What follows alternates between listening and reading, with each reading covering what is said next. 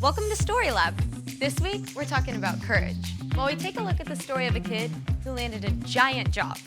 Oh, and we're also gonna be doing this.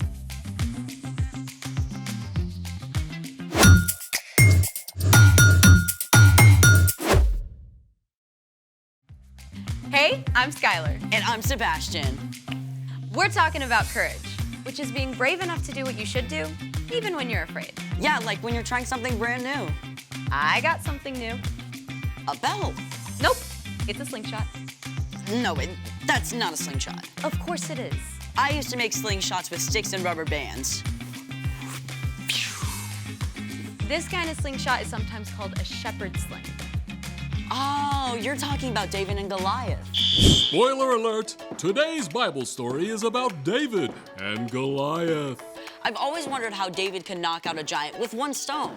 Well, check this out. Some ancient armies had slingers who could shoot stones over 60 miles an hour up to 400 meters. They were sometimes faster and more deadly than arrows. I'm sorry, I misjudged you, slingshot bow. Don't feel bad. Don't feel bad. Oh, and get this. Sometimes the slingers would write insults on their stones before shooting them.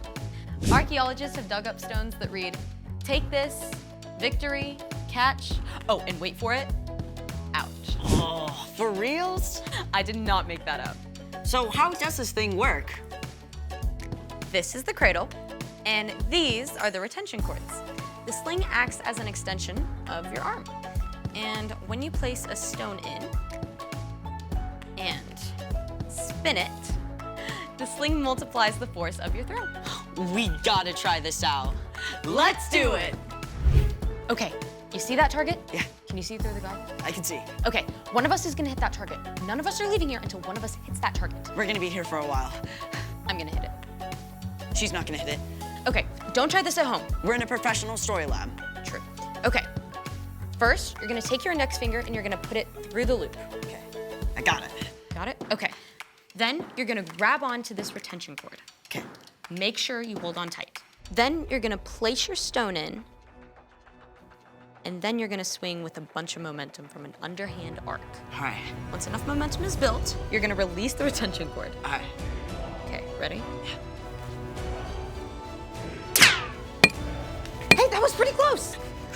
Hey, let me go. Let me go. You go first. Let me go. Okay. I'm gonna try the figure eight. Or not.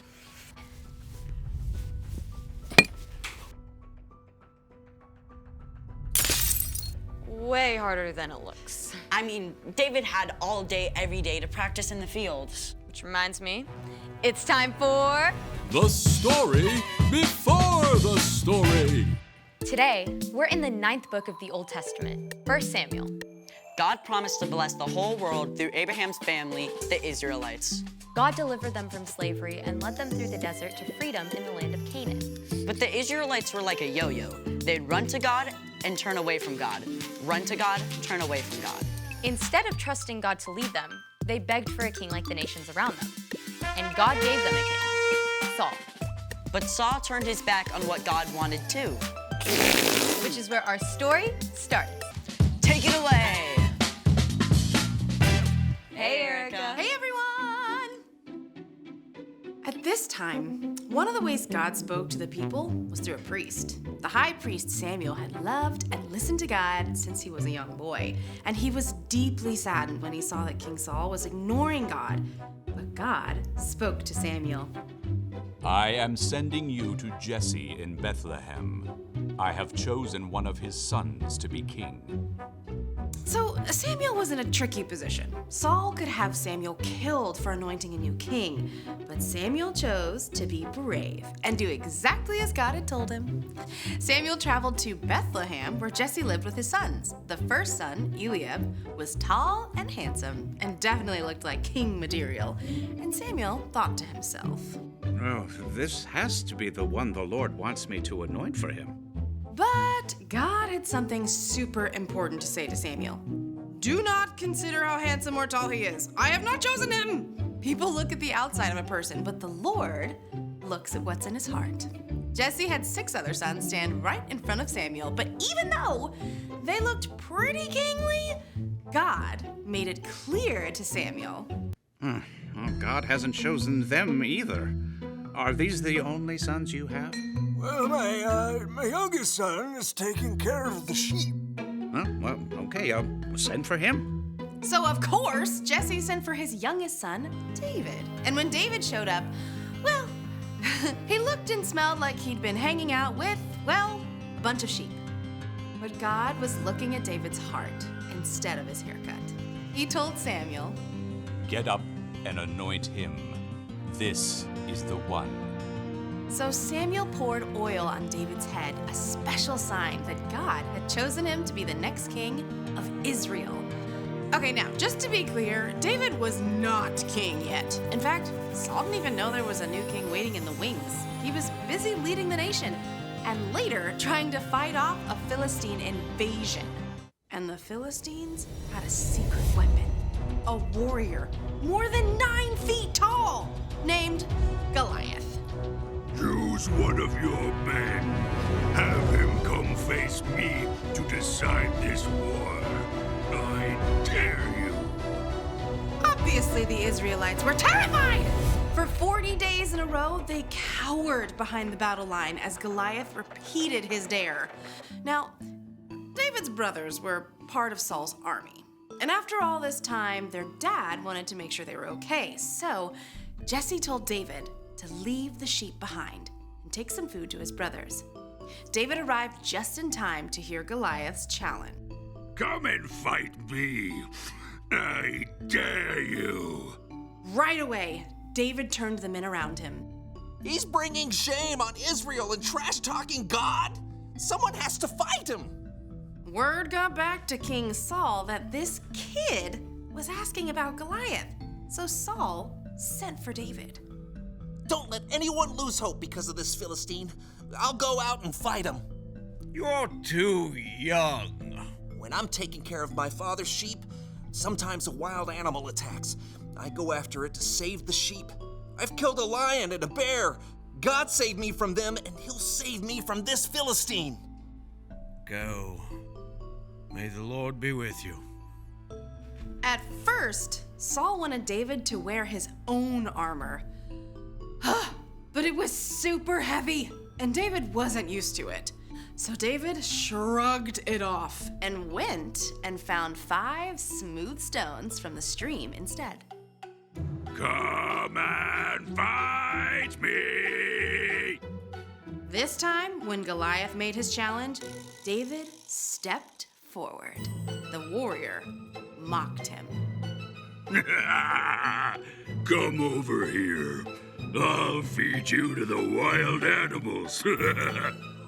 You come against me with a sword, but I come against you in the name of the Lord. He'll give me victory over you. As Goliath moved to attack, David raced forward. He took one of those stones, fit it in his sling, and spun it with all his might. The stone sliced through the air and hit Goliath squarely on the head. Ow. The giant swayed and fell to the ground, dead.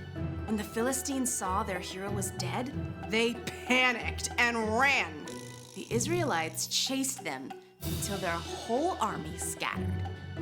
And Saul was so impressed with David, he invited him to come and live at the palace.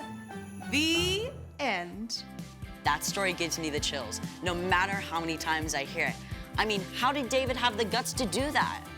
Well, David had gotten in the habit of talking to God every day and asking for God's help to protect the sheep. So when he came up against something that seemed impossible, He had practice.